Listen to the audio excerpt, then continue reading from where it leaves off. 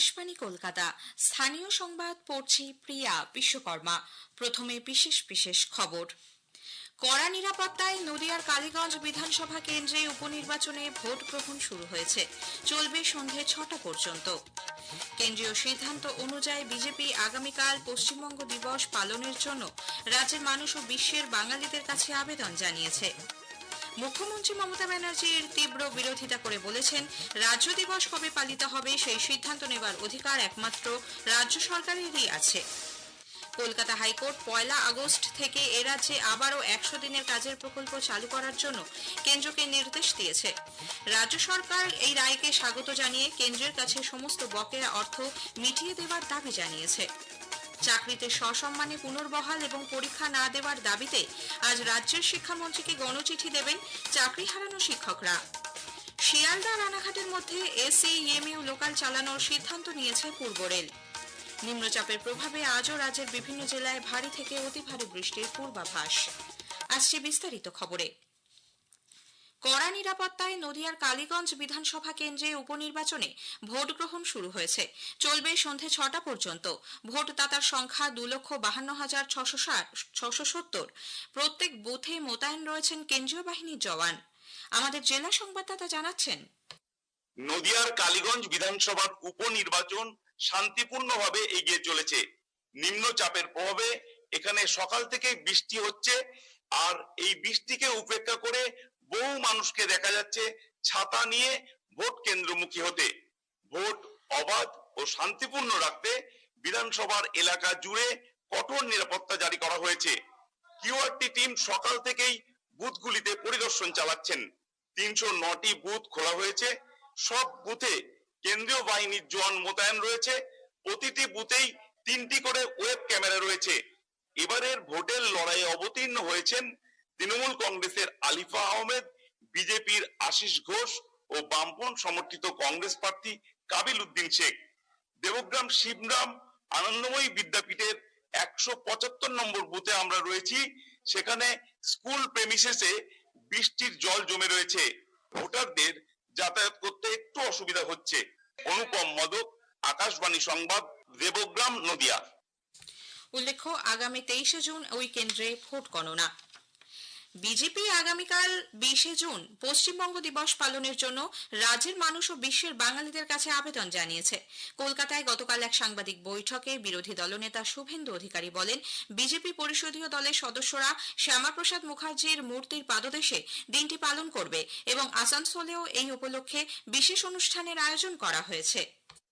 আগামী 20 জুন পশ্চিমবাংলার জনগণকে এবং গোটা পৃথিবীর বাঙালিদের পশ্চিমবঙ্গ দিবস পালনের আবেদন করব। ওই দিন ডক্টর শ্যামাপ্রসাদ মুখার্জির নেতৃত্বে পশ্চিমবঙ্গ বিধানসভা, যা আগের আইনসভা ছিল, 58 জন হিন্দু আইনসভার সদস্য, তার মধ্যে সম্মানীয় প্রয়াত জ্যোতি বসুও ছিলেন, ভোট দিয়েছিলেন যে আমরা ভারতে থাকব। আর 21 জন মুসলিম আইনসভার সদস্য পাকিস্তানে যাওয়ার পক্ষে ভোট দিয়েছিলেন। এটা অনুমোদিত হয়। এটাই হচ্ছে আসল পশ্চিমবঙ্গ দিবস। এদিকে মুখ্যমন্ত্রী মমতা ব্যানার্জি 20 জুন পশ্চিমবঙ্গ দিবস পালনের কেন্দ্রীয় সিদ্ধান্তে আপত্তি জানিয়েছেন। নবান্নে গতকাল সাংবাদিকদের প্রশ্নের উত্তরে তিনি বলেন, রাজ্য দিবস কবে পালিত হবে সেই সিদ্ধান্ত নেওয়ার অধিকার একমাত্র রাজ্য সরকারেরই আছে। বাইরে থেকে চাপিয়ে দেওয়া সিদ্ধান্ত তারা মানবেন না।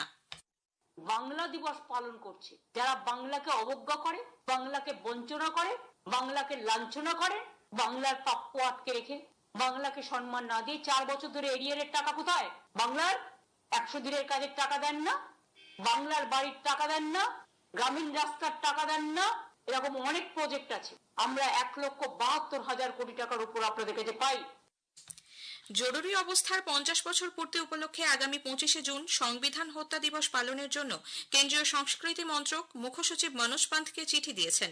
মুখ্যমন্ত্রী এর বিরোধিতা করে গতকাল বলেন, কেন্দ্র নিজেদের রাজনৈতিক কর্মসূচি জোর করে মানুষের উপর চাপিয়ে দিচ্ছে। কলকাতা হাইকোর্ট 1 আগস্ট থেকে এ রাজ্যে আবারও 100 দিনের কাজের প্রকল্প চালু করার জন্য কেন্দ্রকে নির্দেশ দিয়েছে। প্রধান বিচারপতি টি.এস. শিবজ্ঞানম ও বিচারপতি চৈতালি চ্যাটার্জি দাসের ডিভিশন বেঞ্চ গতকাল এই নির্দেশ দিয়ে বলেন, দুর্নীতি রোধে প্রয়োজনে কেন্দ্র যে কোনো শর্ত বা বিধিনিষেধ আরোপ করতে পারবে। এছাড়া এর আগে দুর্নীতির তদন্তে উদ্ধার হওয়া অর্থ আপাতত কেন্দ্রের কনসলিডেটেড ফান্ডে রাখতে হবে।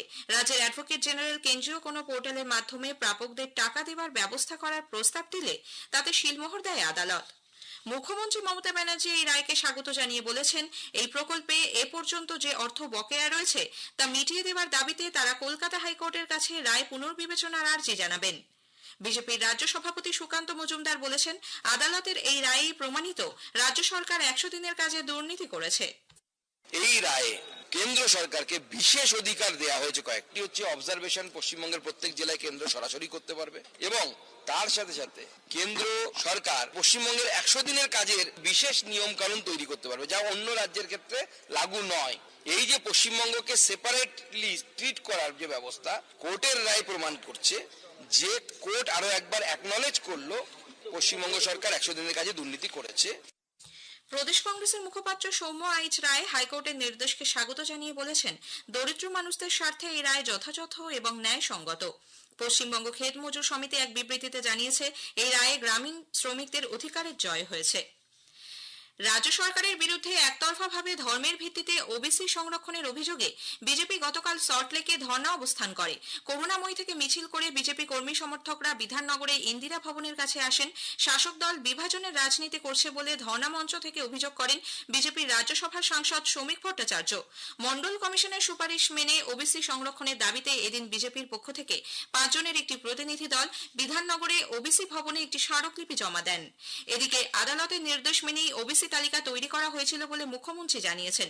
নবান্নে গতকাল সাংবাদিক বৈঠকে তিনি বলেন, ওবিসি কর্পোরেশনের তত্ত্বাবধানে সম্পূর্ণ প্রক্রিয়া হয়েছে।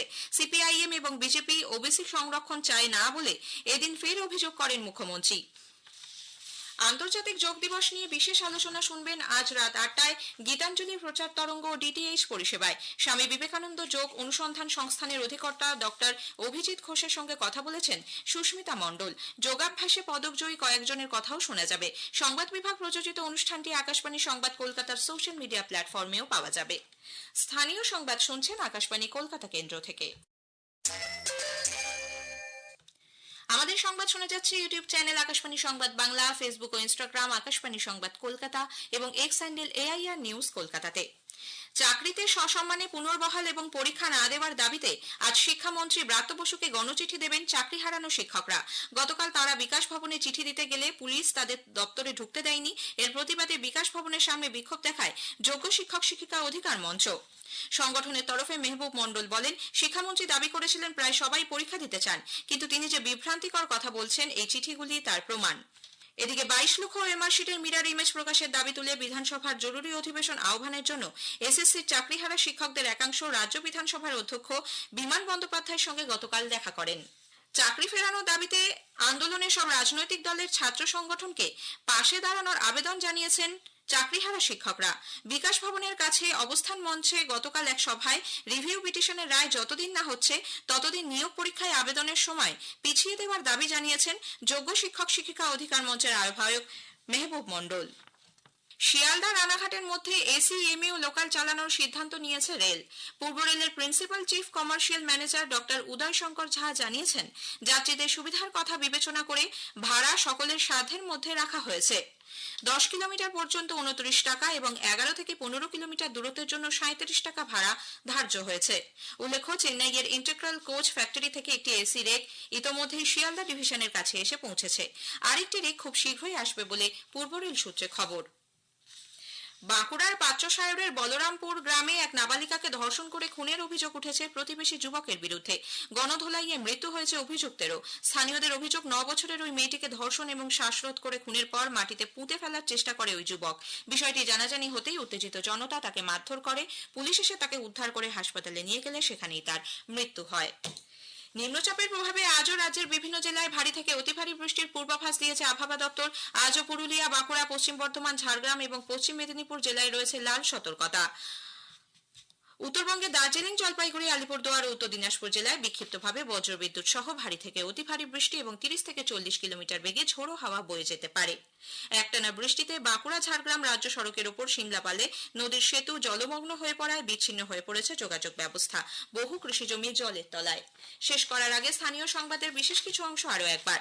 কড়া নিরাপত্তায় নদিয়ার কালীগঞ্জ বিধানসভা কেন্দ্রে উপনির্বাচনে ভোট গ্রহণ শুরু হয়েছে, চলবে সন্ধে 6টা পর্যন্ত। কেন্দ্রের সিদ্ধান্ত অনুযায়ী বিজেপি আগামীকাল পশ্চিমবঙ্গ দিবস পালনের জন্য রাজ্যের মানুষ ও বিশ্বের বাঙালিদের কাছে আবেদন জানিয়েছে। স্থানীয় সংবাদ শেষ হলো।